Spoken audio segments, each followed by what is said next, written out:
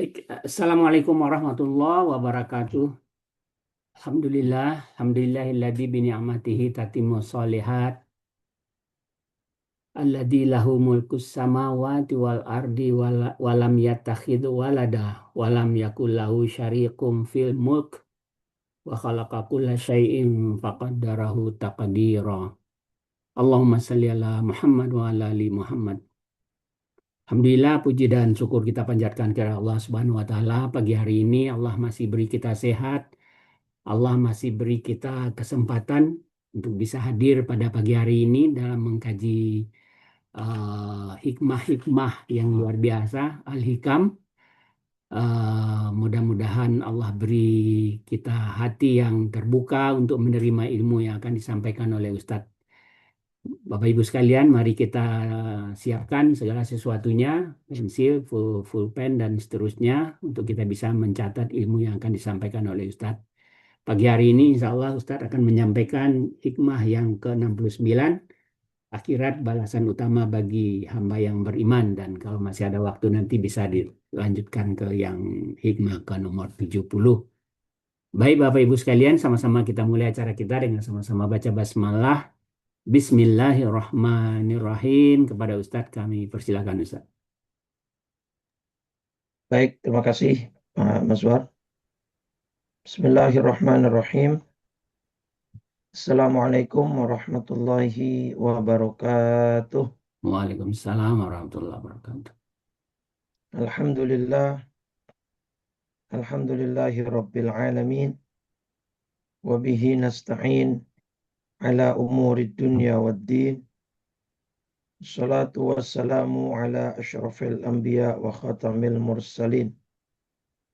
Sayyidina wa nabiyyina wa maulana Muhammadin wa ala alihi wa ashabihi haqqa qadrihi wa miqdarihi al-azim.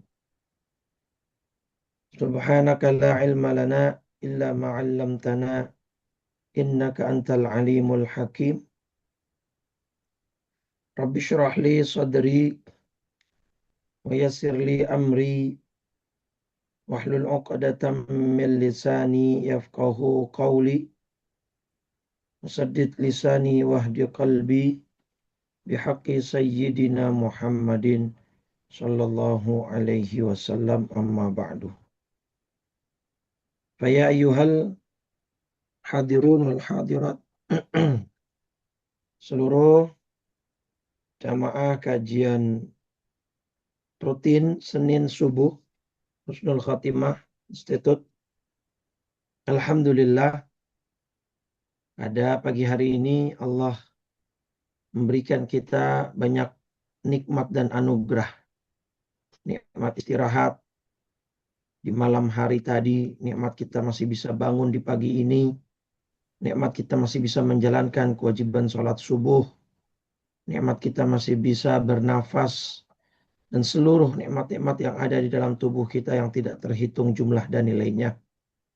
Mudah-mudahan nikmat-nikmat tersebut dapat kita konversikan menjadi sebuah ibadah yang kemudian harapannya itu menjadi sebuah bentuk syukur terhadap nikmat-nikmat yang telah Allah berikan kepada kita. Salawat serta salam tak lupa senantiasa kita curah limpahkan kepada junjungan kita baginda Nabi besar Muhammad sallallahu alaihi wasallam serta seluruh keluarga, para sahabat dan para pengikutnya hingga yaumil qiyamah. Mudah-mudahan kita semua menjadi umat Nabi yang kelak mendapatkan syafaatnya di yaumil qiyamah. Amin. Amin. Ya Rabbal Alamin. Baik Bapak Ibu, insya Allah kita masuk hikmah ke-69. Insya Allah ya. Kita tidak terasa sudah di 69 sampai 70 hikmah sudah kita lewati bersama. Dan mudah-mudahan semua yang sudah kita lewati itu bisa bermanfaat. Dan kalau mungkin ingin direview kembali, ya Pak Mazwar sudah memfasilitasi dengan merekam setiap kajian kita. dan bisa mampir ke channel YouTube-nya Pak Mazwar ya Ya, Ustaz. untuk bisa melihat recordnya, mereview dan mengulang-ulang kembali atau bermurojaah terhadap materi yang sudah lewat. Bismillahirrahmanirrahim. Qala Syekhul Mu'allif rahimahullah wa adaman naf'a bihi wa bi barakati ulumihi wa bikum fid daraini amin. Al-hikmatut tasi'atu wa sittuna. Hikmah ke-69. Innama ju'ilad darul akhiratu mahallan li jazai ibadihil mu'minin. Atau innama ja'alad daral akhirata. Boleh dibaca ju'ila atau ja'ala. Kalau dibaca ja'ala berarti fa'ilnya nanti mahdzuf, ya, taqdiriyan. Kalau dibaca ju'ila berarti nanti ada naibul fa'il. Bahwa Allah menjadikan negeri akhirat sebagai tempat untuk pembalasan bagi orang-orang beriman. Lianna hadhihi ad-dara la tasi'u ma yuridu ay yu'tiyahum. Karena dunia ini atau negeri ini yang sekarang kita tempati, yaitu dunia, tidak cukup luas untuk mampu menampung ya apa yang Allah ingin berikan kepada orang-orang beriman. Jadi alam dunia ini tidak cukup luas ya untuk menampung balasan-balasan yang Allah sudah persiapkan untuk orang-orang yang beriman.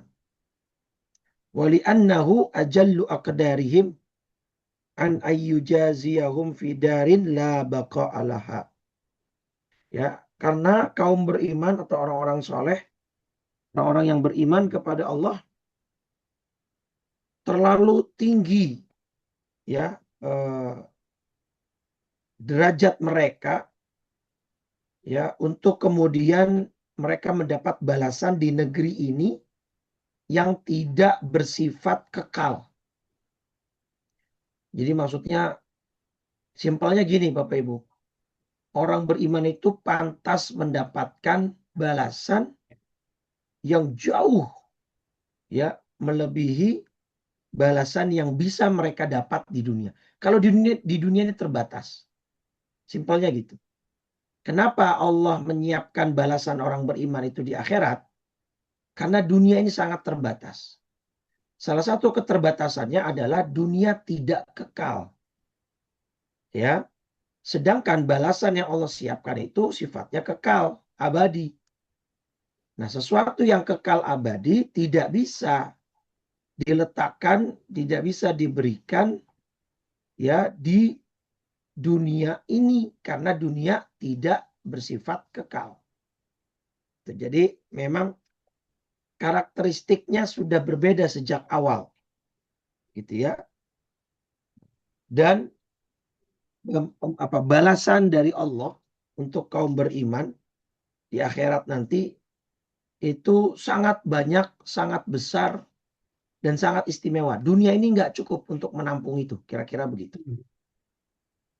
Jadi bisa dibayangkan Bapak Ibu, ya akan sedahsyat apa gitu ya balasan dari Allah Subhanahu Wa Taala. Karena kan memang ketika kita membaca hadis sahih tentang bahwa Allah itu punya 100 rahmat, gitu kan ya? Allah punya 100 rahmat, dari 100 itu satu Allah turunkan ke alam dunia. Ini ada hadis Sahih Muslim nomor 2752. Ya. Ja'alallahu rahmata mi'ata juz'in. Allah menjadikan rahmat yang Allah punya itu 100 bagian. Dari 100 bagian rahmat ini, amsaka indahu. Allah imsak. Ya, imsak itu apa? Kalau di bulan Ramadan, menahan kan? Fa'amsaka, maka Allah menahan indahu di sisinya dari 100 rahmat itu tis'atan wa tis'ina, 99. Jadi Allah punya 100 rahmat yang Allah tahan di sisi Allah 99. Berarti sisa berapa? Sisa cuma 1. 99. Dari 99 yang ditahan, sisa cuma 1. Wa anzala fil ardi juz'an wahidan. Nah, dari 199 ditahan, yang diturunkan ke bumi cuma 1. Itu. Dan dari 1 rahmat yang Allah turunkan ke bumi itu, ya, seluruh makhluk punya kasih sayang. Sampai-sampai hewan pun punya kasih sayang kepada anakannya, gitu ya. Di sini dicontohkan oleh Nabi sampai-sampai binatang melata seperti kuda, sapi, gitu ya, kerbau itu mengangkat kakinya dari tubuh anaknya khawatir akan menginjak sang anak. Itu bagian dari kasih sayang yang Allah tebarkan di muka bumi ini dari 1 rahmatnya Allah. Gitu. Nah, yang 99 disimpan buat siapa? Di akhirat. Buat orang yang beriman. Jadi bisa dibayangkan rahmat Allah yang diturunkan ke bumi hanya 1 bagian. Tapi seluruh makhluk itu mendapatkan jatah dan bagiannya masing-masing. Gitu ya. Nikmat seluruh makhluk dapat, tidak kurang-kurang. Nah, bahkan orang kafir pun dikasih sama Allah, kan begitu. Nah, nanti di akhirat Allah sebar 99 rahmat yang itu khusus buat orang beriman. Jadi bisa dibayangin ya tuh.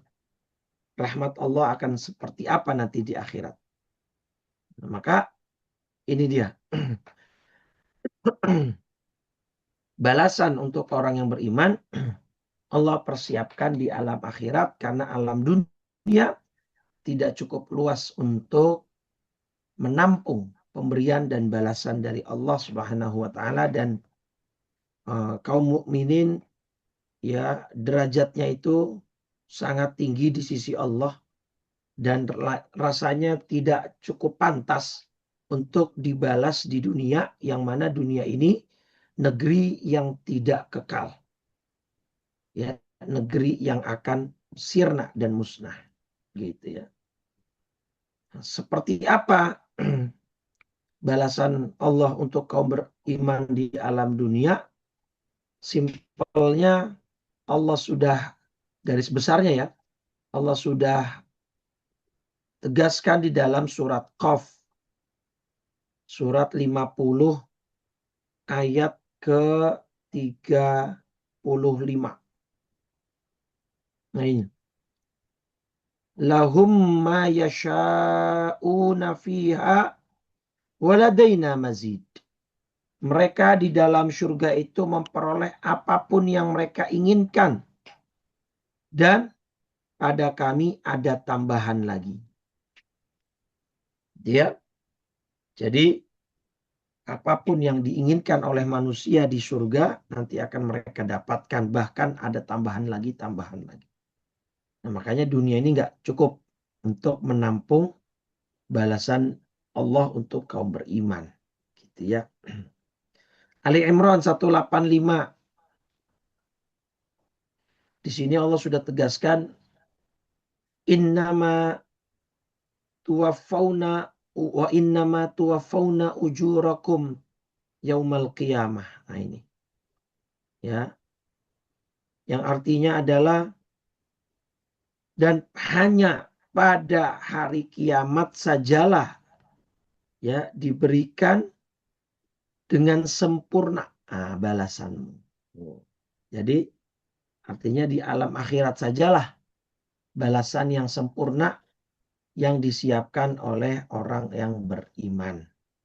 Ya, yang disiapkan oleh Allah untuk orang-orang yang beriman. Gitu ya, Bapak Ibu ya. Nah, di sini ada satu hadis Bapak Ibu dalam Sahih Muslim juga. Nah, ini perhatikan ya. Di hadis nomor 2808.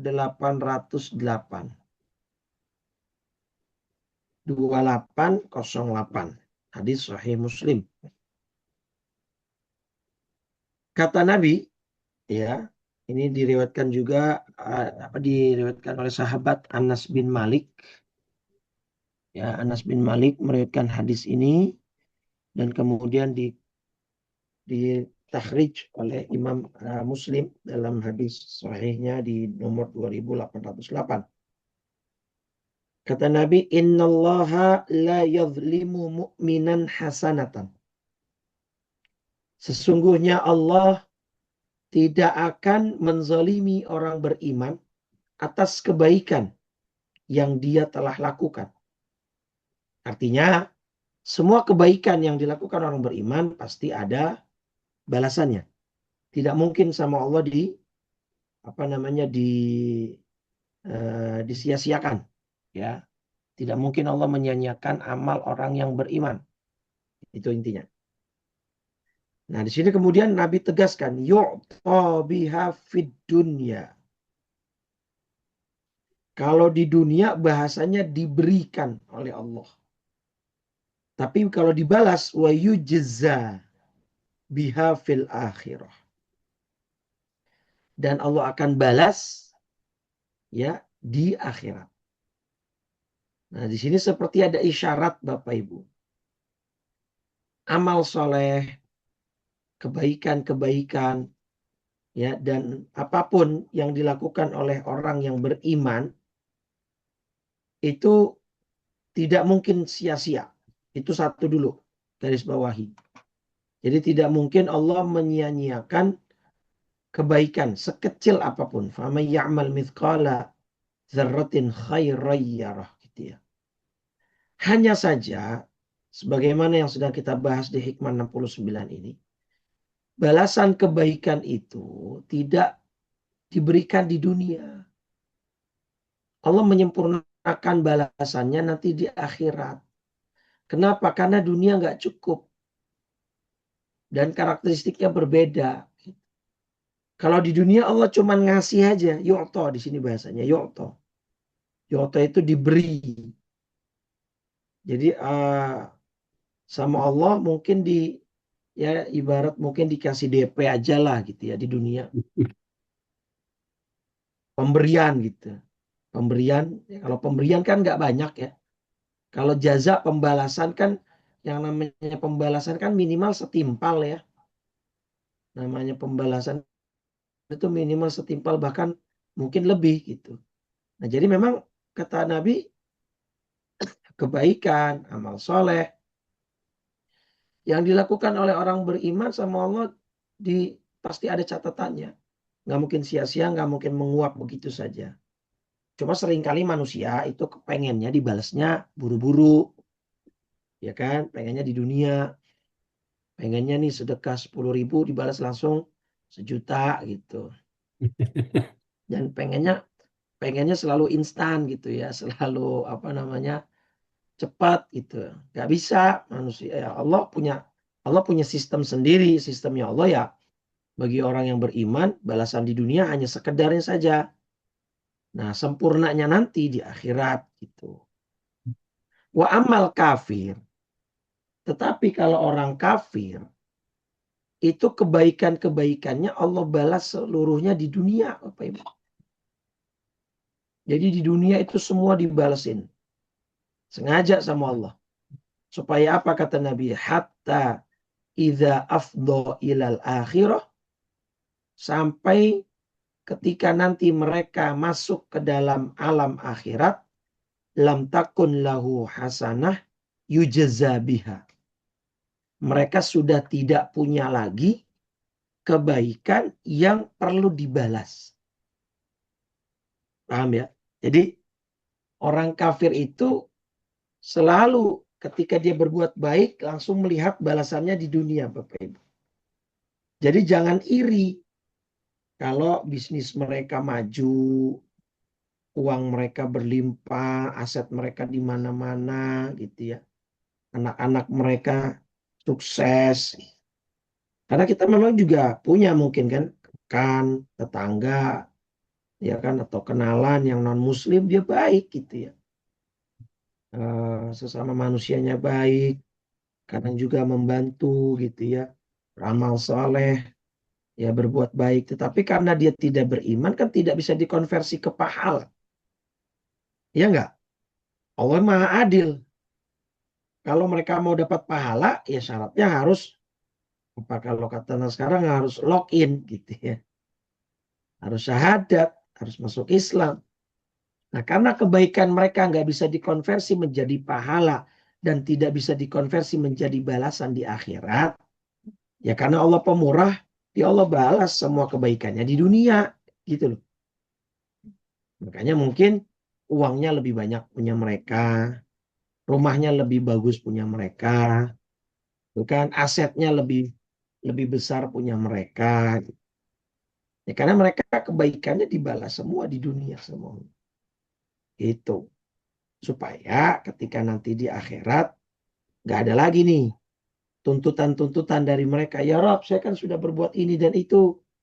Mana balasannya? Loh, di dunia sudah. Gitu, Pak. Ya kalau orang beriman justru ditunda. Kebanyakannya ditunda di akhirat gitu. Karena Allah nggak pengen orang beriman cuma dapat balasan ya nggak berarti lah. Karena balasan di akhirat akan jauh-jauh lebih. Pokoknya di luar bayangan kita lah. Ya, Kenapa nggak dikasih tuh. DP juga Ustadz? Siapa? Orang beriman. Kasih, makanya kan tadi di sini Yoto. Ya di Yoto. Tetap dikasih. Ya nikmat-nikmat yang sekarang kita rasakan. Nikmat sehat. Nikmat bisa menghirup udara segar. Nikmat bisa memakan makanan yang gak jauh beda sama orang kafir gitu kan. Orang kafir dapat oksigen, kita juga dapat oksigen. Mereka bisa makan, ya kita bisa makan. Ya walau mungkin agak sedikit beda levelnya. Walaupun sama-sama nasi Padang, mungkin kalau mereka pagi sore gitu kan. Kalau kita ya yang di pinggir-pinggir 10.000 itu sama nasi Padang gitu kan. Artinya tetap diberikan oleh Allah, cuman nggak akan sebanyak yang Allah berikan ke orang kafir gitu. Artinya nggak sebanyak itu, artinya ya mungkin secara jumlah orang beriman sama orang kafir bisa ada yang sama secara kekayaan gitu ya. Tetapi orang beriman pasti ada yang disimpan gitu maksudnya. Nggak semuanya dihabiskan di dunia karena nggak cukup dunia ini untuk menjadi wadah apa namanya reward dari Allah, balasan dari Allah gitu.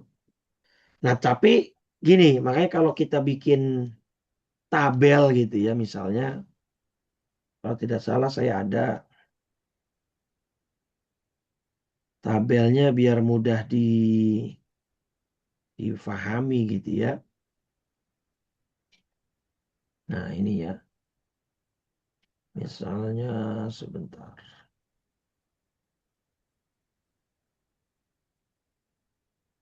Atau mungkin gini. Nah. Jadi gini, orang mukmin itu tadi DP-nya dikasih di dunia kan, diberi di dunia. Tapi balasannya, artinya yang sempurnanya itu dikasihnya di akhirat. Nah, kalau beriman, orang mukmin berbuat kebaikan begini mekanismenya, sistemnya yang berjalan. Nah, kalau mukmin berbuat keburukan, ya itu dosanya dicicil di dunia sama Allah. Artinya dia dikasih sakit, dia dikasih ujian, dia dikasih cobaan. Itu untuk nyicil dosanya. Supaya ketika di akhirat dosanya tersisa sedikit atau bahkan habis. Nah nanti dengan mekanisme seperti ini, dengan sistem seperti ini, ya balasan orang beriman hanya surga. Itu yang pantas. Nah nanti ini di dalam surat An-Nisa misalnya Bapak Ibu. An-Nisa di nomor 123. Sini ada kalimat begini. Mayya'mal su'ayyujzabih. Gitu ya. Siapa yang mengerjakan kejahatan, di situ ayatnya begitu, niscaya akan dibalas sesuai dengan kejahatannya itu. Ketika ayat ini turun, Bapak Ibu, ya, ketika ayat ini turun, Abu Bakar sedikit komplain kepada Rasul Sallallahu Alaihi Wasallam. Ya, komplainnya begini, ya Rasul, kalau melihat ayat ini ya surat An-Nisa ayat 123 ini, An-Nisa 123 ini berarti kaum mukmin atau orang-orang beriman juga akan dibalas dong dengan setiap kejahatan yang dia lakukan, dosa atau maksiat yang dia lakukan. Betul. Nah, terus kata Abu Bakar, loh kalau begitu Allah nggak sayang dong sama orang beriman. Ya kan? Nah, terus kata Nabi, terbalik. Justru dengan Allah balas ya setiap kejahatan atau setiap dosa orang beriman di dunia, itu tanda Allah sayang. Karena kan hadis sahihnya bilang apa? Ma yusibul muslima min nasabin wala hammin ya wala farjin wala ghammin hatta syauka yushakuha illa kafarallahu biha min khataya. Tidaklah apa kaum atau orang Islam itu ya tertimpa kemalangan, kesedihan, rasa sakit, rasa gelisah, bahkan hanya duri kecil yang menancap, melainkan dari situ ada dosa yang sedang Allah hapuskan, kan gitu, ya kan? Jadi setiap hal-hal yang tidak enak itu berupa ujian, musibah, cobaan, bencana itu ada dosa yang Allah sedang hapus. Nah justru dengan begitu kata Nabi, ini ada di dalam tafsir Al-Baghawi ya, justru itu tanda Allah sayang. Hatta idza talaqullaha rabbakum laysat lakum dzunub. Tujuannya adalah sehingga ketika Anda meninggal dunia gitu ya, Anda sudah berkurang dosanya. Ya, bahkan syukur-syukur habis dosanya. Nah, maka dengan begitu Allah tidak ada alasan lagi untuk menyiksa orang itu kan gitu. Kenapa dosanya udah habis? Dosanya sudah terkikis karena ujian, cobaan gitu ya. Musibah yang dia jalani selama di dunia kan gitu. Nah, jadi ya itu tanda sayang Allah. Jadi kalau orang beriman kebaikannya itu diberi DP hanya diberi DP di dunia tapi dibalas yang jauh-jauh lebih sempurna di akhirat. Nah, sedangkan dosanya dicicil, dihapus sama Allah secara berkala lah gitu ya. Di dunia dengan dia tiba-tiba dikasih sakit, tiba-tiba dikasih kehilangan harta, kehilangan orang yang disayang, itu ya dikasih kemudian musibah, bencana alam dan seterusnya. Nah, tahu-tahu nanti dosanya tersisa sedikit atau bahkan habis, ya sudah. Allah tinggal masukkan dia ke dalam surga. Nah, kalau orang kafir itu sebaliknya. Kalau balasan ya atas kebaikan dia dibalas semua di dunia. Dipolin sama Allah, dihabisin sama Allah. Sehingga tidak ada alasan untuk Allah besok membalas mereka di akhirat.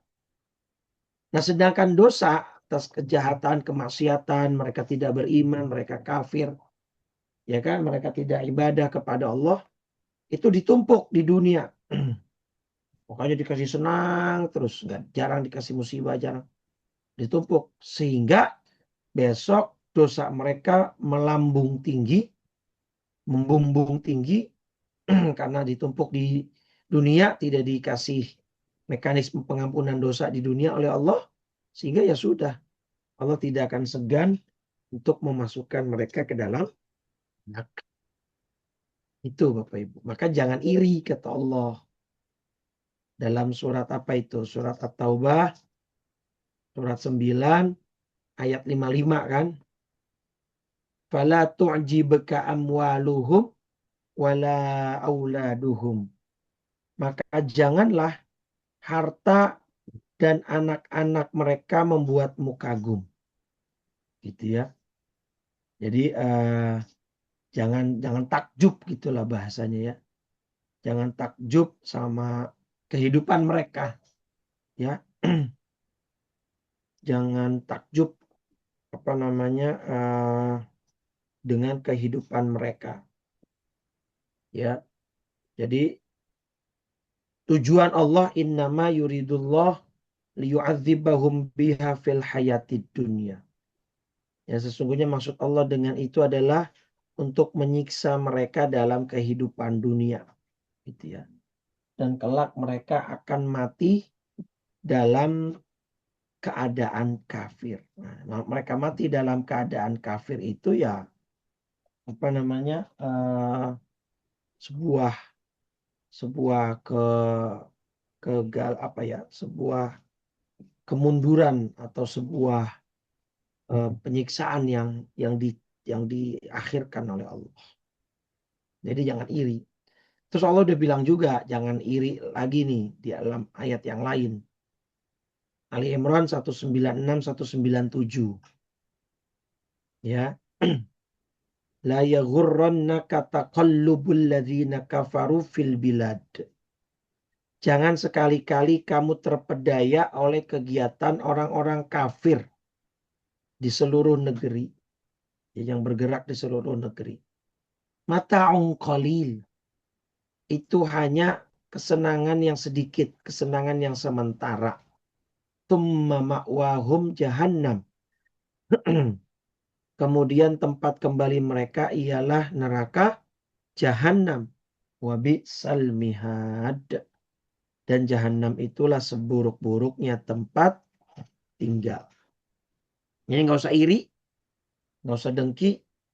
Ya, Allah punya sistem yang sudah berjalan untuk setiap orang beriman dan orang kafir.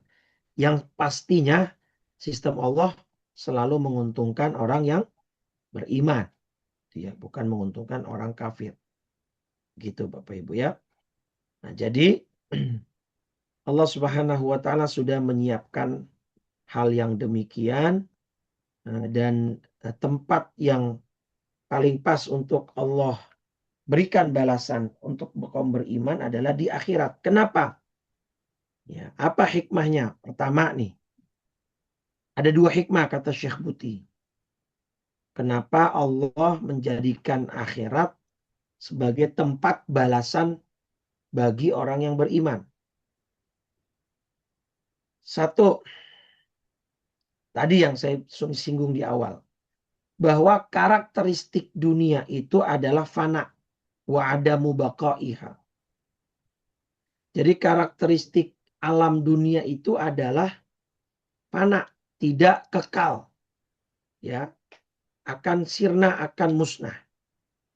Kullu man 'alaiha fan wa yabqa wajhu rabbika dzul jalali wal ikram. Dalam surat Ar-Rahman ya Allah berfirman, semua yang ada di atas dunia ini akan fan, akan binasa, akan sirna.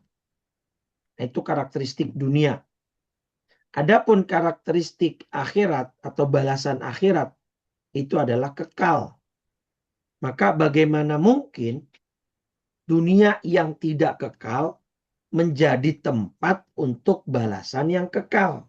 Nah, itu jadi nggak bisa. Ya, beda karakteristik. Tuh.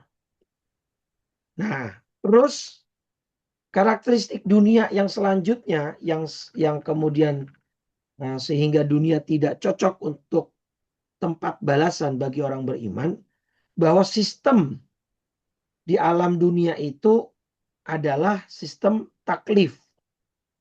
Allah sudah buat sistemnya ada beban. Sedangkan sistem akhirat itu adalah sistem yang tinggal balasan saja. Artinya tak ada beban gitu ya. Semua hanya kenikmatan yang abadi. Nah, jadi dunia ini tempatnya kita menjalani beban, ada taklif di situ. Sedangkan akhirat ya tempat yang tidak ada beban. Nah, jadi kan gini ya, ada kaedah di usul fikih yang berbunyi al-ghunmu bil ghurmi. Ya. Kenikmatan di dunia itu selalu diiringi dengan ghurmi, ya. Al-ghanimah bil gharimah, artinya kenikmatan harus pasti ada sebuah apa namanya jerih payah atau kesusahan, kesulitan. Setiap kenikmatan dunia itu pasti ada kesulitan di baliknya. Saya suka ngasih contoh begini. Seinstan-instannya mie instan gitu ya. Yang kalau kita mau menikmati mie instan di alam dunia ini itu dilalui dengan kesulitan. Apa kesulitannya? Ya pertama beli mie-nya. Beli mie-nya pakai apa? Pakai uang. Uangnya dapat dari mana? Kerja. Kan gitu ya. Jadi apa namanya itu sudah apa namanya konsep atau sistem hidup di dunia begitu. Kalau di akhirat enggak. Di akhirat nggak bisa begitu. Di akhirat itu nggak ada kenikmatan diawali dengan kesulitan. Ya kenikmatan murni kenikmatan, nggak ada kesulitan. Kita misalkan mau makan buah, oke kita punya pohonnya, kita nggak perlu beli, nggak perlu cari uang. Tapi kan sebelum pohon itu berbuah, ya kita tanam dulu, kita rawat dulu, kita bibit dulu, kita pupuk dulu. Sudah buah itu apa sudah pohon itu tumbuh, kita tunggu dulu berbuah. Sekian waktu sekian lama sudah berbuah. Buahnya tinggi di atas, kita perlu manjat dulu, perlu naik dulu. Begitu sudah kita dapat buahnya, kotor dari pohon, kita cuci lagi, kita pastikan bebas dari kuman segala macam. Udah gitu, baru kita makan. Kadang-kadang dikupas dulu, Dikupas dulu. dikupas dulu. Kadang-kadang gitu. Jadi satu kenikmatan di dunia itu tidak lepas dari kesulitan-kesulitan yang menyertainya. Itu sudah sistem dunia. Nah, surga nggak begitu. Jadi karakteristiknya jauh berbeda. Surga itu seperti misalnya kita mau makan buah gitu ya. Kan di dalam surat Al-Insan itu wadaniyatan alaihim zilaluha.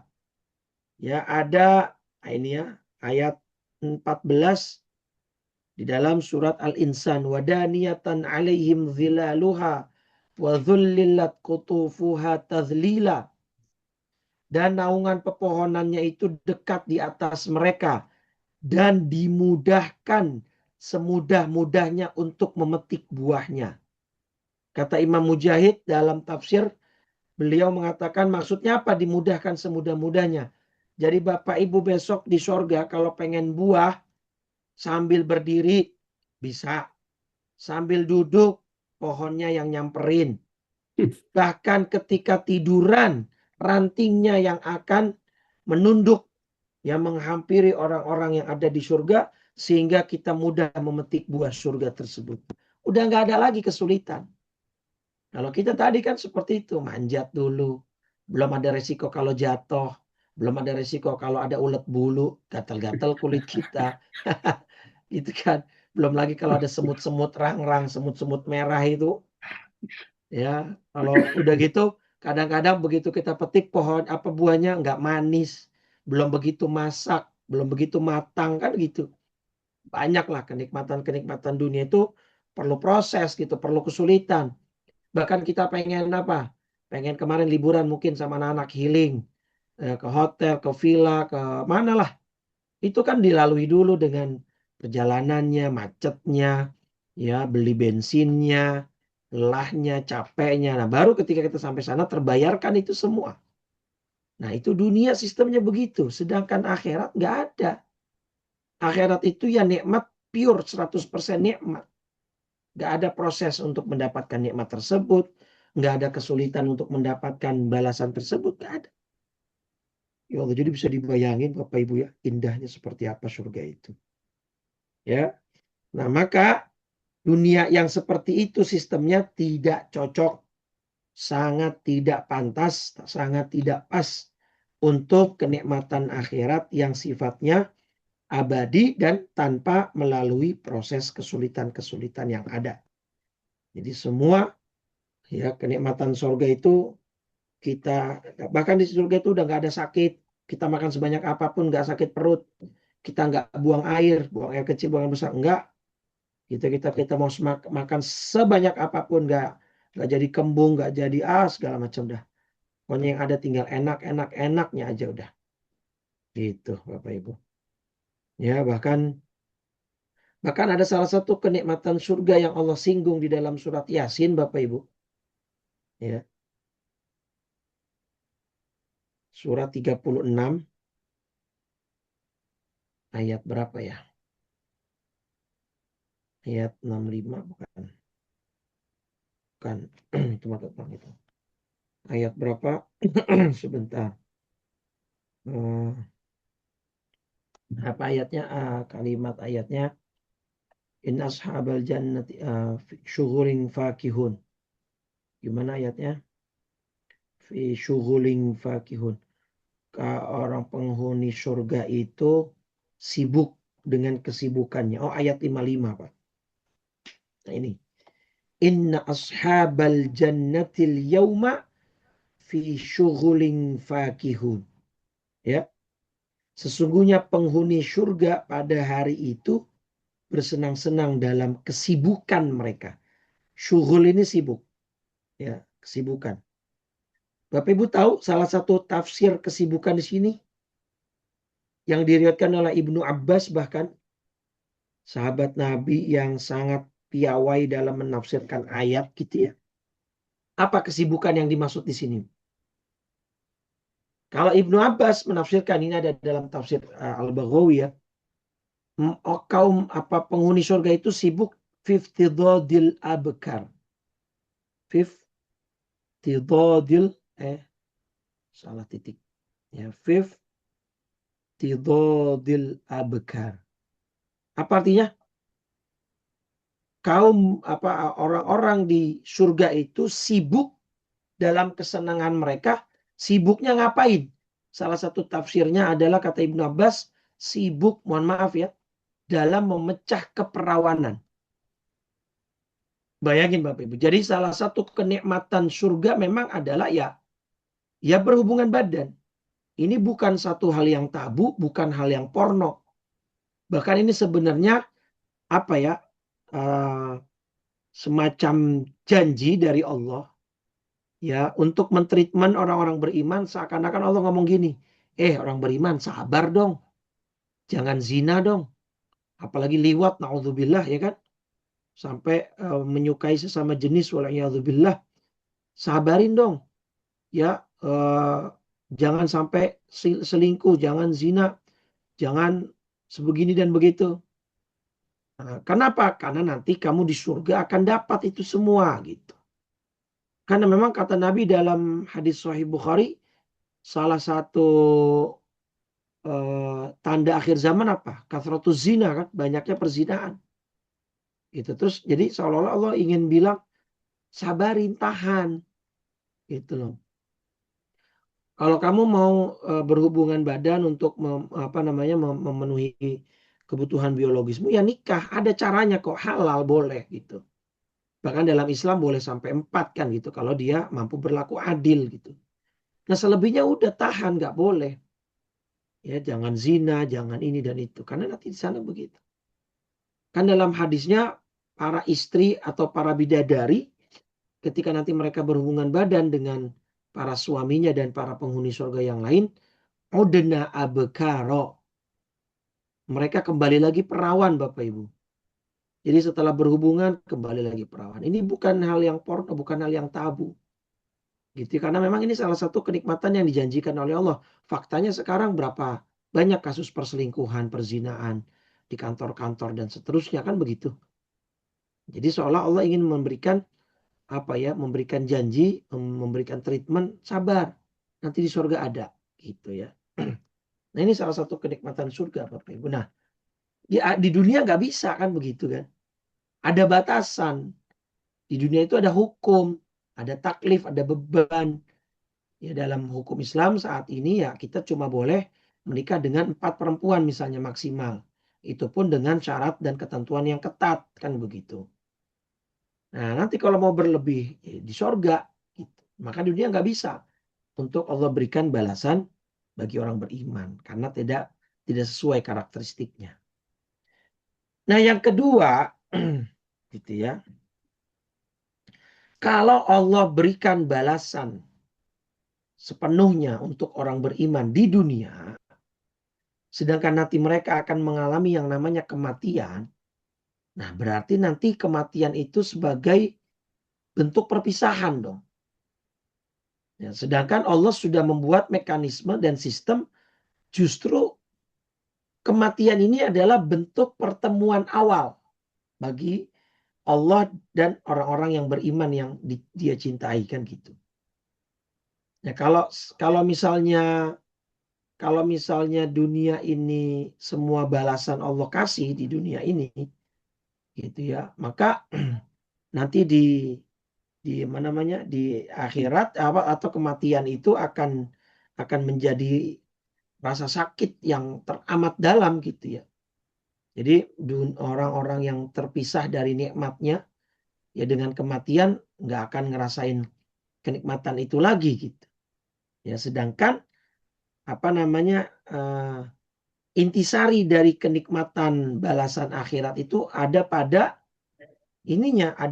kekekalannya, gitu. Nah, kalau semua balasan Allah dibalas diberikan di dunia, sedangkan orang itu nanti di dunia itu akan mati, berarti orang itu akan berpisah dong dengan kenikmatan kenikmatan tersebut.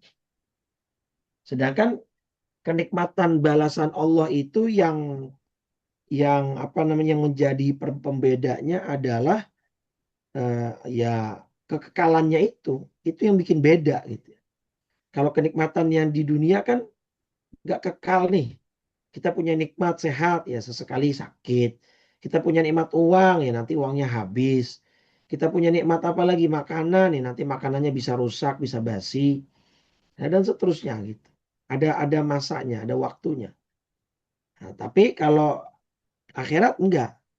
Nah, maka di sini dunia itu mamarron, dunia itu tempat apa singgah. Ya, mamarron artinya jalan. Ya. Sedangkan makor tempat kita akan stay itu adalah akhirat. Dan sudah menjadi sebuah kelaziman bahwa yang namanya jalanan kita tidak akan stay lama di situ. Kita hanya melewatinya saja, menggunakan jalan itu untuk mencapai tujuan kita. Nah, dunia ini seperti jalanan itu tadi. Kita hanya berjalan di atas dunia ini untuk mencapai tujuan kita yaitu akhirat.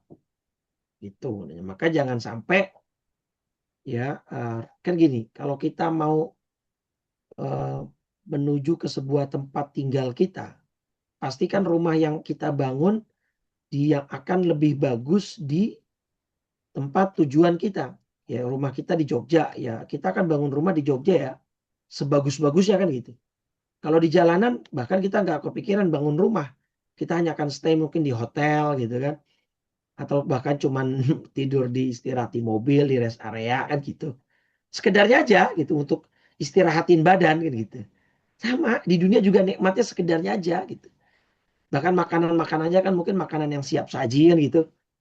Makanan-makanan yang simpel gitu. Yang penting untuk punya tenaga aja di jalanan gitu.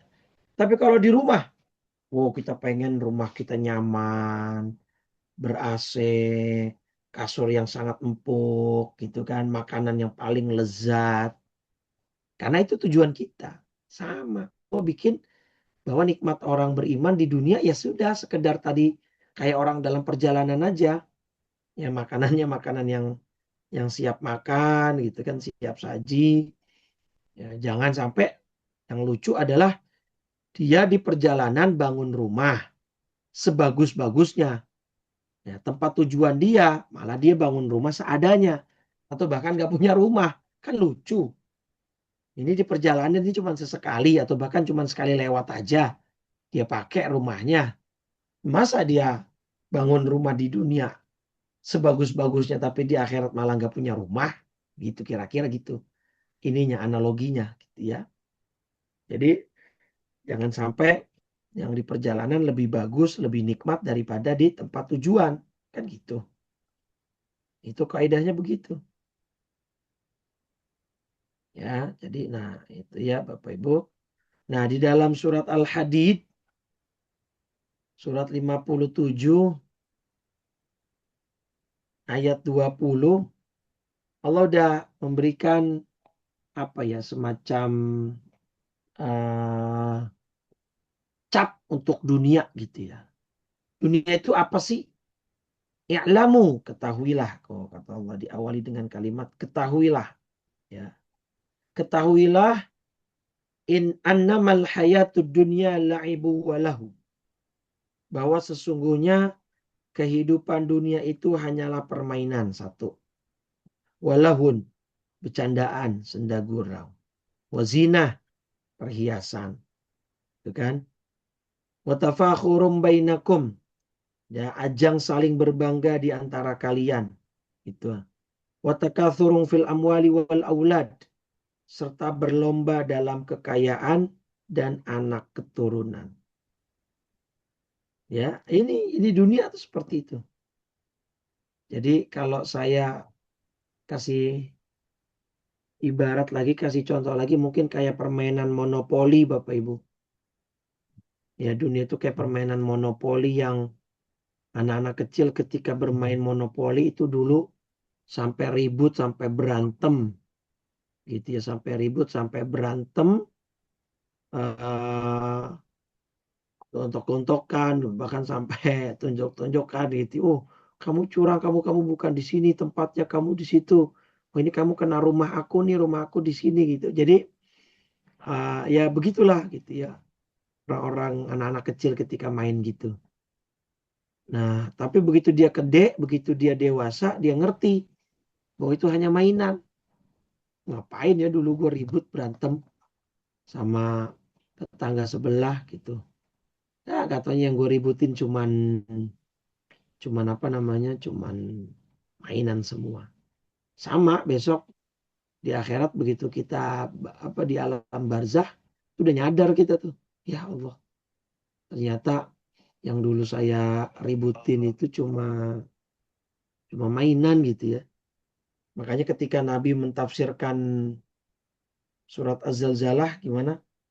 Wa akhrajatil ardu athqalaha.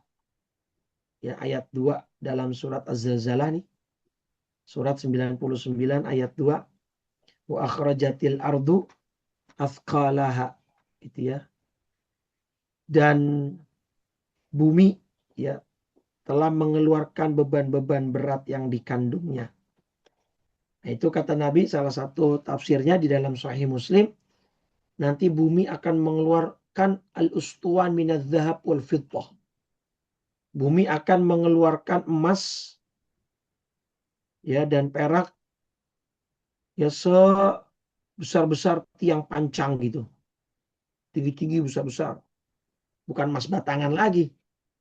Bukan emas 74 kilo lagi. Gitu ya. Lebih dari itu semua. Nah, begitu orang-orang lihat emas ini berserakan gitu dengan besar-besar seperti tiang-tiang bumi, pancang bumi begitu, datanglah 3 orang menghampiri emas itu. Yaji'ul qatil.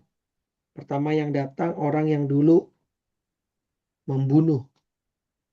Kata orang itu ngeliat emas itu tadi, lihada qataltu. Gara-gara ini dulu saya ngebunuh orang lain. Saya ingin merebut emasnya, saya ingin merebut kalungnya. Saya menjamret perhiasannya sampai saya bunuh orangnya. Kata orang itu, saya menyesal. Gara-gara ini dulu saya membunuh. Satu lagi datang, as-sarik, pencuri. Lihada kotiat yadi. Gara-gara benda ini dulu tangan saya dipotong. Dalam Islam, pencuri kan hukumannya potong tangan ya. Gara-gara ini dulu saya mencuri ini barang. Di dunia, tangan saya dipotong. Yang ketiga, datang qati'ur rahim. Orang yang memutuskan silaturrahim. Kata orang itu, ya, lihada qata'tu rahimi. Gara-gara benda ini dulu saya memutuskan silaturrahim. Dan tiga-tiganya akhirnya mereka pergi wala ya'khuduna minhu syai'a, dan tidak ada satupun dari ketiga orang tadi yang mengambil emas tersebut. Ya, karena semuanya sudah menjadi terang benderang dan nyata bahwa hal yang semacam itu tidak ada gunanya lagi ketika di alam akhirat. Ya, saya kira. Nah, jadi Bapak Ibu, eh, kenikmatan-kenikmatan dunia itu selalu melewati kesulitan dan proses yang ada. Kalau kenikmatan surga akhirat itu kenikmatan yang murni 100%. Nah, di sini ada satu apa ya, Bapak Ibu, satu eh, perspektif yang indah menurut saya. Di dalam surat Yasin, surat 36 ayat 68. Ya, Ibu, dalam surat Yasin 36, surat Yasin surat 36 ayat 68. Allah berfirman, "Wa man nu'ammirhu nunakkishu fil khalq." Ya. Apa artinya? Dan siapa yang kami panjangkan umurnya, niscaya kami kembalikan dia kepada awal kejadiannya. Nah, memang kan kalau kita juga merujuk ke dalam surat Ar-Rum, surat 30 ayat 54, nanti Bapak Ibu akan temukan fase hidup manusia kan 3 ya. 3 fase, lemah, kemudian kuat, kemudian lemah plus uban. Allahul ladzi khalaqakum min dha'fin. Allah lah yang menciptakan kalian dalam keadaan lemah. Tsumma ja'ala min ba'di dha'fin quwwah. Setelah lemah menjadi kuat. Tsumma ja'ala min ba'di quwwatin dha'fa wa syaibah. Setelah kuat menjadi lemah lagi plus beruban. Nah, sama artinya nanti manusia secara fisik dan secara sunnatullahnya akan kembali menjadi seperti awal kejadiannya gitu ya. Artinya lemah, fisiknya berkurang banyak fungsinya dan seterusnya. Nah, kata Syebuti ini adalah sebenarnya nikmat Bapak Ibu. Bukan sebuah kekurangan atau bukan sebuah penyiksaan. Nikmatnya dari perspektif apa? Gini, ketika kita saat muda, saat sehat, itu kan nafsu itu bergejolak. Nah, kemudian ambisi terhadap dunia itu sangat tinggi. Ya kan? Ya, nafsu itu termasuk nafsu syahwat biologis, nafsu syahwat dalam makan gitu, dalam apa-apalah kesenangan-kesenangan dunia yang lain. Ambisi dalam jabatan, dalam mencari uang, harta, dalam kepemilikan barang gitu ya. Tapi seiring berjalannya waktu, semakin dia tua itu pasti berkurang. Ya, cuman berkurangnya berapa level itu tiap orang beda-beda. Tapi pasti berkurang pasti karena sunatullahnya begitu. Keinginan terhadap kepemilikan barang berkurang gitu ya. Apalagi orang yang beriman ya, kita berbicara orang beriman ya, dia akan bertafakur, sebentar lagi saya mau mati, ya, semuanya akan saya tinggalkan. Itu akan berkurang. Nah, keadaan di mana Allah kembalikan manusia seperti awal kejadiannya itu sebenarnya sejatinya adalah nikmat. Karena manusia ini sudah ada preparing, sudah ada persiapan untuk meninggalkan kenikmatan-kenikmatan duniawi. Sehingga ketika dia mati ya, dia tidak ada lagi ta'alluqil qalbi. Nggak ada lagi hatinya tertaut dengan barang-barang duniawi itu. Makanya ada hadis Bapak Ibu. Nabi ditanya, sedekah gimana yang paling besar pahalanya? Nah, ini sebagai dalil penguat ya. Jadi Nabi ditanya, ya Rasul, sedekah saat apa yang terbaik? Nih lihat hadis Muslim. Hadis Muslim nomor 1032. Ya, hadis Sahih Muslim nomor 1032. Ayus sadaqati a'zam. Ditanya Nabi oleh salah satu sahabat. Ya Rasul, sedekah seperti apa yang paling agung? Yang pahalanya paling besar? Faqala, Nabi jawab, anta saddaqa wa anta sahihun syahihun. Yaitu sedekah yang kamu keluarkan saat Anda masih sehat, saat Anda masih kuat, dan saat Anda masih punya perasaan pelit, sifat pelit. Taksyal fakro, saat itu Anda masih punya kekhawatiran jadi fakir, kalau Anda sedekah, dan tak mulul ghina, Anda masih punya harapan untuk jadi orang kaya. Nah, saat itu ya kamu tetap keluarin sedekahmu, itulah sedekah yang pahalanya paling besar. Kenapa? Karena kamu masih sehat, kamu masih kuat, kecintaan kamu terhadap harta masih besar, kan gitu. Ketakutan kamu akan menjadi orang miskin dan berkurang, hartamu masih ada. Keinginan kamu untuk apa namanya? Keinginan kamu untuk menjadi orang kaya masih ada, gitu ya. Jadi apa namanya? Saat itulah pahala sedekahmu menjadi pahala yang paling besar. Iya kan? Karena kecintaan kita terhadap dunia masih ada gitu. Kalau misalkan nanti sedekahnya pas ya udah mau mati, ya udah sakit-sakitan, udah kronis penyakitnya, udah ketahuan lah secara hitungan medis, ya nggak lama lagi baru deh disedekah. Tetap berpahala, Pak, tetap gitu. Tapi nggak segede pahala yang kita dapat kalau kita sedekah saat kita sehat sekarang. Kenapa? Karena di saat-saat itu tadi kondisi fisik kita sudah menurun, syahwat kita sudah menurun, Kita tidak ambisi kita butuh lagi. ya sudah tidak butuh lagi, barulah kita dikeluarin gitu kan.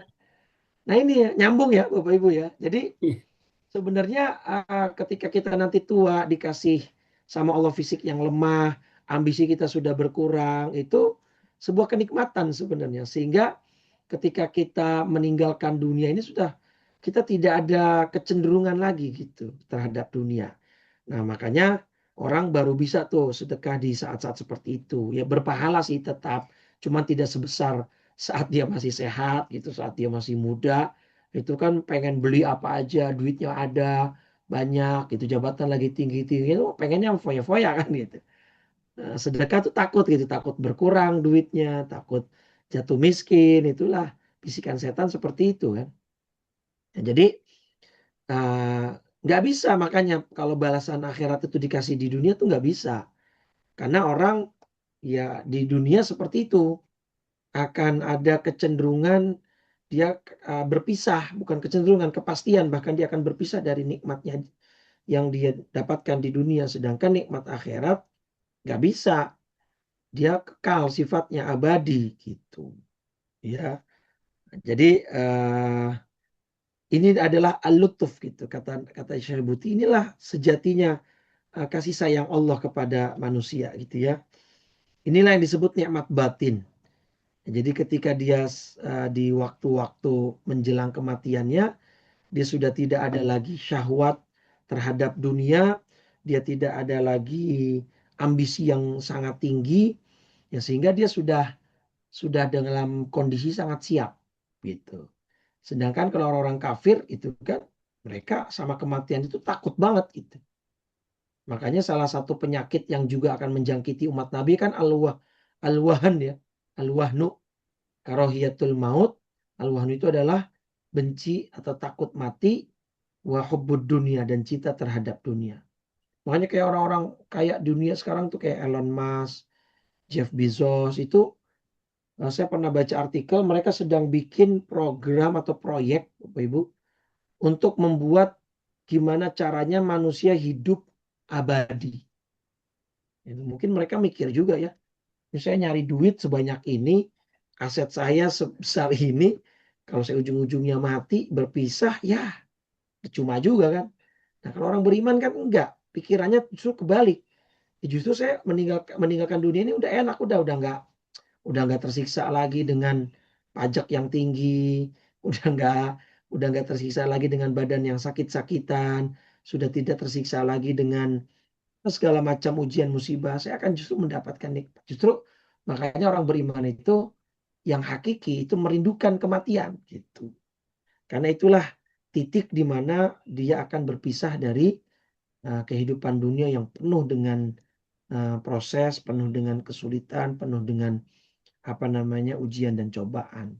Nah, kalau orang kafir ya ketika mati ya takut, dia sedih karena dia pikir ya kehidupan dia yang satu-satunya ya di dunia gitu. Masa baru dapat dunia banyak, baru dapat harta banyak yang udah selama ini mereka usahakan terus tiba-tiba mati kan gitu. Jadi seperti itu Bapak Ibu Pak Maswar ya, intinya dan seperti sebagai closing statement mungkin di surat Yunus surat 10 ya ayat 62 dan 63 gitu ya. Ala inna awliya Allahi la khawfun alaihim wa lahum yahzanun. Ingatlah wali-wali Allah itu tidak ada rasa takut pada mereka dan mereka tidak bersedih hati. Siapa orang wali-wali Allah itu? Bukan orang yang bisa jalan di atas air, bukan orang yang bisa terbang. Orang wali-wali Allah itu alladzina amanu wa kanu yattaqun, itu orang yang beriman dan senantiasa bertakwa. Apa bagi mereka? Lahumul bushra.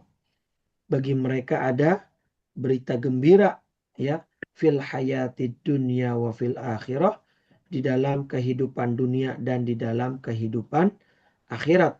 La tabdila li kalimatillah, tidak ada perubahan bagi janji-janji Allah. Artinya sudah janji-janji Allah sudah fix ya, sudah firm, tidak bisa berubah lagi.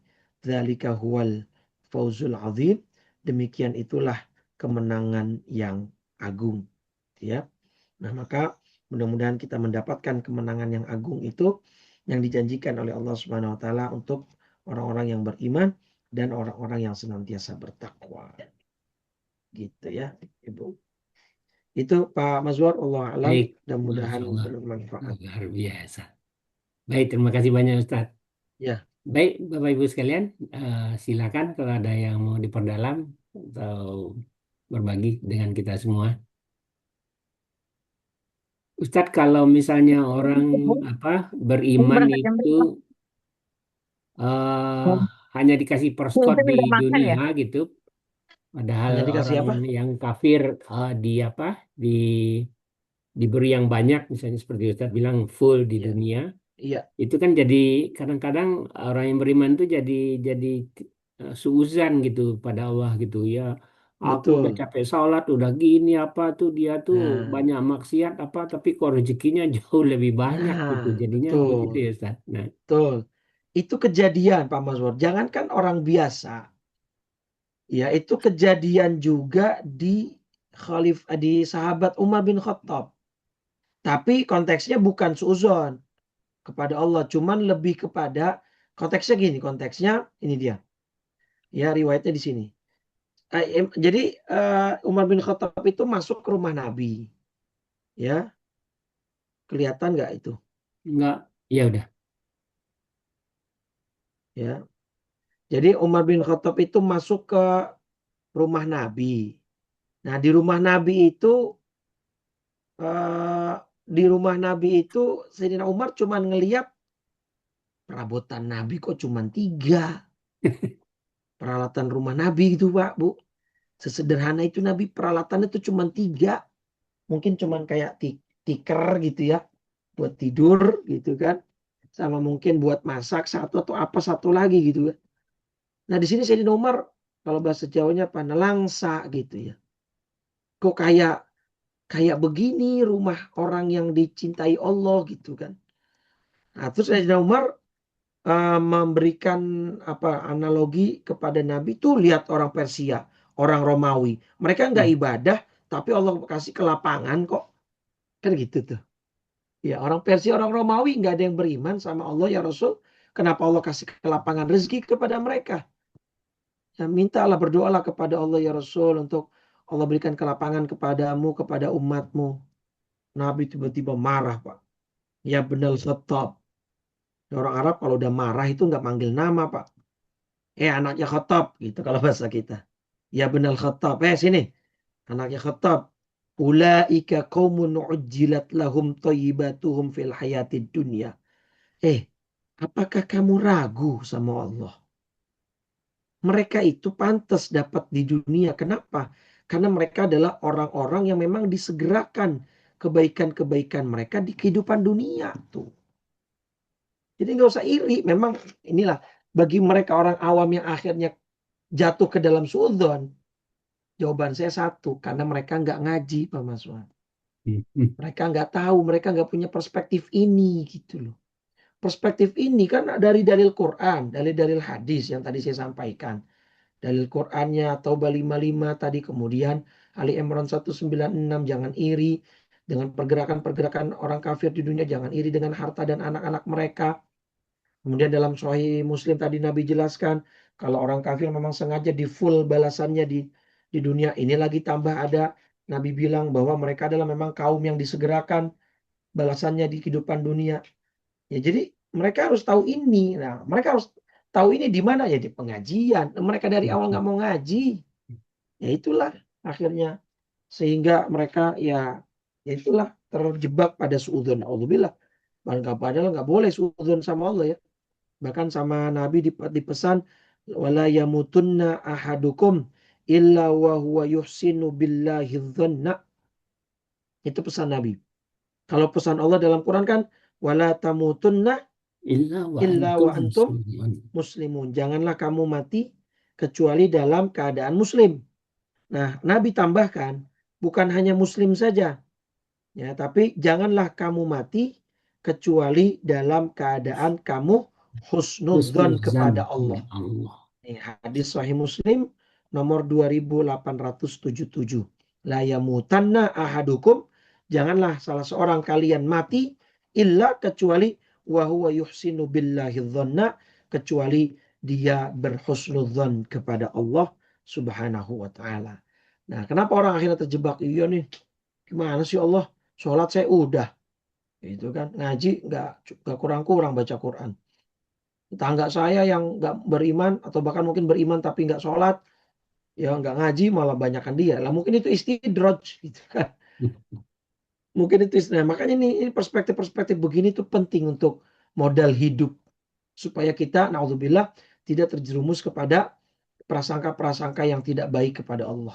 Naudzubillah ya. Baik, mungkin itu Pak Mazwar. Baik, baik.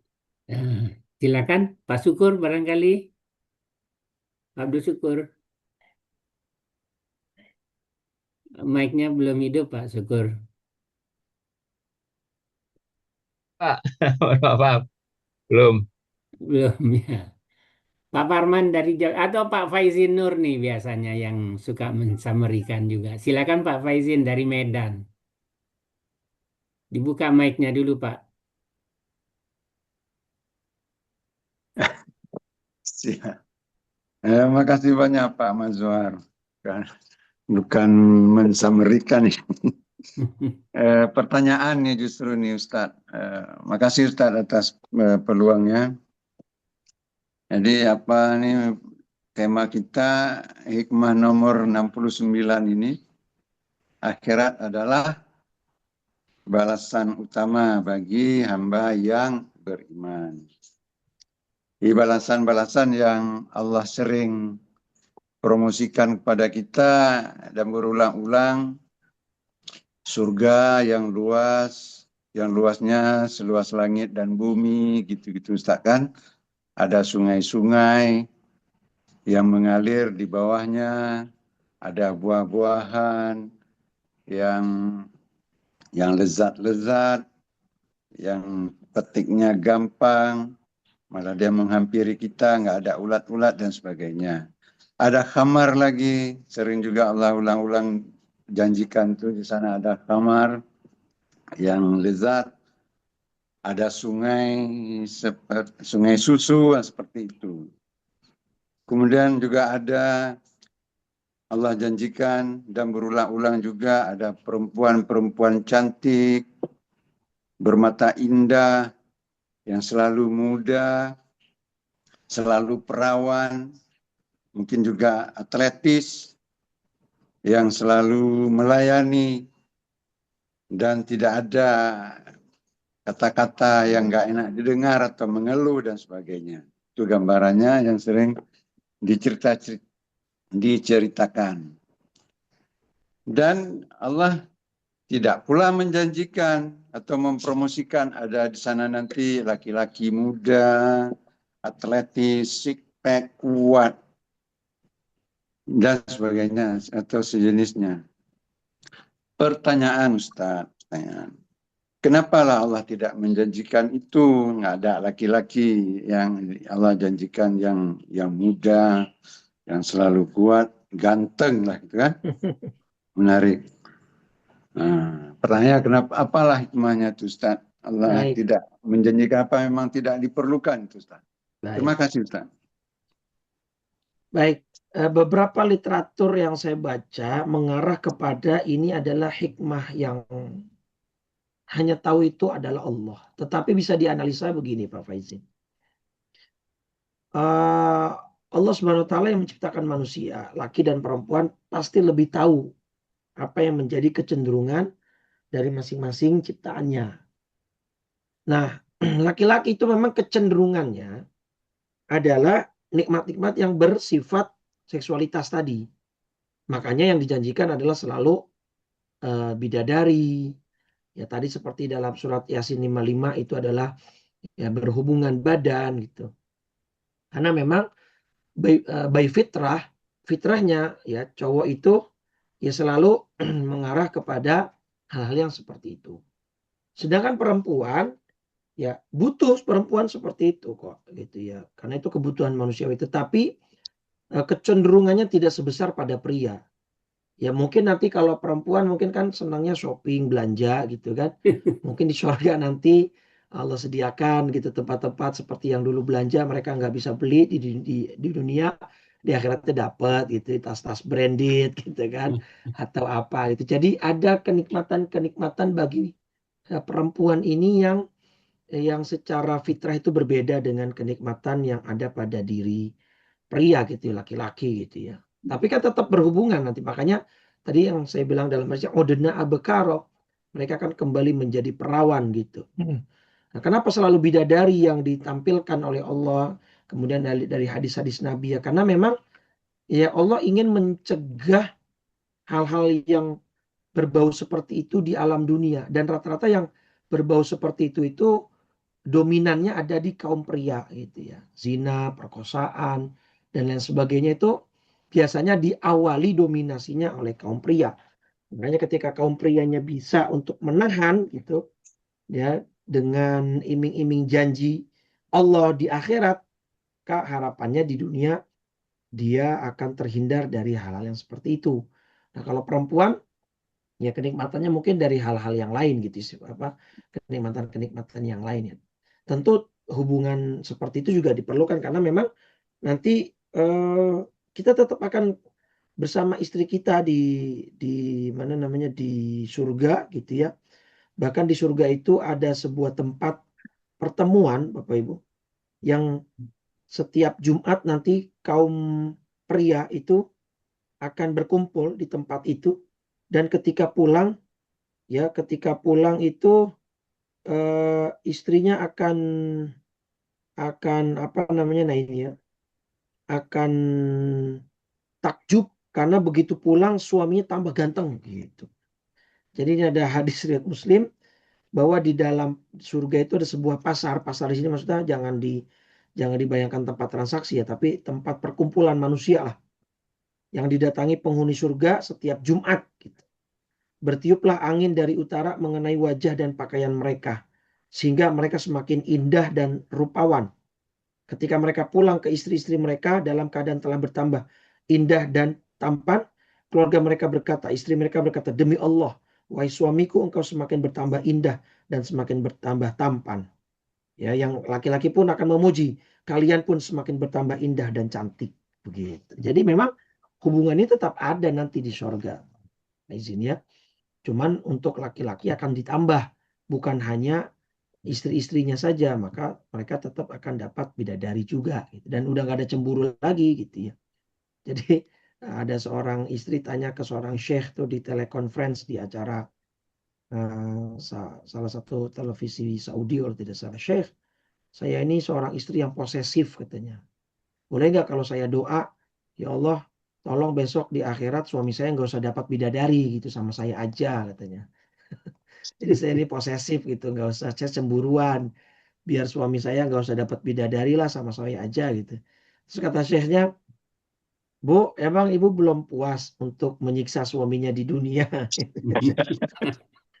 masih mau menyiksa suami di akhirat. Udah nggak ada cemburu, rasa sakit hati udah nggak ada besok di surga gitu ya. Baik, mungkin itu Pak Fazilullah alam, nanti kita Ya, ya, ya, mudah-mudahan ya. kita akan alami sendiri ketika kita masuk ke dalam surganya Allah ya. Baik. Baik Ustaz, Begitu ini itu ada ya. di chat Ya, satu makasih Ustaz. Ya, Pak. Ya. silakan. Apa bedanya azab di dunia sama dengan teguran, sama teguran, Ustaz? Baik, azab itu basicnya atau basisnya adalah murka, ya marahnya Allah. Kalau teguran itu basisnya rahmat, kasih sayang. Jadi kalau teguran kasih sayang itu karena Allah pengen dia kembali, pengen dia taubat, ya pengen dia apa namanya istighfar, ya pengen dia kembali ke jalan yang benar lah. Ya seperti ketika Fir'aun didatangi oleh Nabi Musa dan Nabi Harun kan, dalam surat Toha surat 20 ayat 44, faqula lahu qawlan layyinan.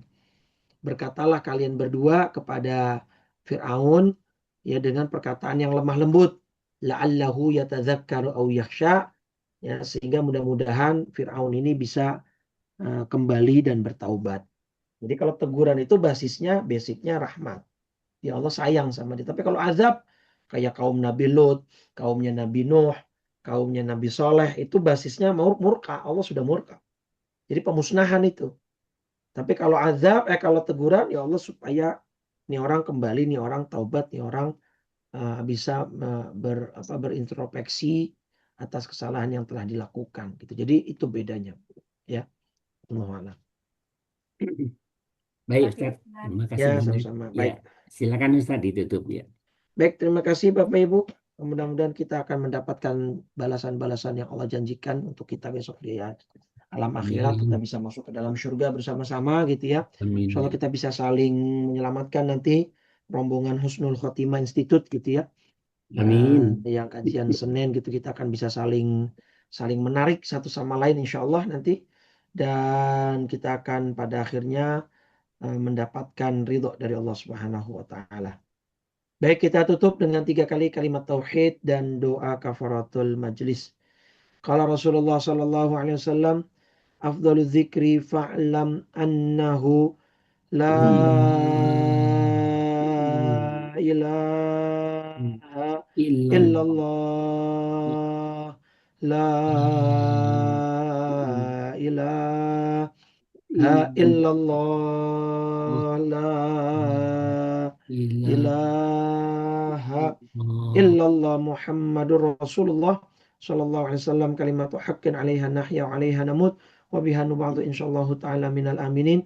Alhamdulillah rabbil alamin. Allahumma shalli ala sayyidina Muhammadin wa ala alihi washabihi ajma'in. Allahumma inna nas'aluka imanan da'ima wa nas'aluka yaqinan shadiqa wa nas'aluka ilman nafi'a wa nas'aluka amalan salihan mutaqabbala wa nas'aluka rizqan halalan wasi'an tayyiban mubaraka wa nas'aluka al-'afwa wal 'afiyah wa nas'aluka tamamal 'afiyah wa nas'aluka syukra 'alal 'afiyah wa nas'aluka al-ghina 'anin nas. Rabbana la tuzigh qulubana ba'da idh hadaitana wa hab lana min ladunka rahmah innaka antal wahhab ya muqallibal qulub tsabbit qulubana wa quluba auladina wa banatina ala dinika wa ta'atik ya muhawwilal hauli wal ahwal hawil ahwalana ila sanil hal. Rabbana atina fid dunya hasanah fil akhirati hasanah wa qina adzaban nar. Sallallahu ala sayyidina Muhammadin wa ala alihi wa sahbihi wasallam. Walhamdulillahi rabbil alamin. Taqabbalallah taqabbal ya karim. Waktu dan layar saya kembalikan ke Pak Mazwar. Saya undur diri. Assalamualaikum warahmatullahi wabarakatuh. Waalaikumsalam Waalaikumsalam warahmatullahi warahmatullahi wabarakatuh. Terima kasih banyak Ustaz. wabarakatuh. Terima kasih Ustaz. Sama. Terima Bapak Ibu kasih Pak sekalian, Madwar. terima kasih Terima Ustaz. kasih Pak Ustadz, Pak Kita tutup Maswar. sama-sama baca hamdalah dan kafaratul majlis. Alhamdulillahirabbil alamin. Subhanakallahumma wa bihamdika asyhadu an la ilaha illa anta astaghfiruka wa atubu ilaik. Assalamualaikum warahmatullahi wabarakatuh. Waalaikumsalam. Waalaikumsalam warahmatullahi Sampai pekan depan Bapak Ibu. wabarakatuh. Terima kasih Pak Maswar. Terima kasih.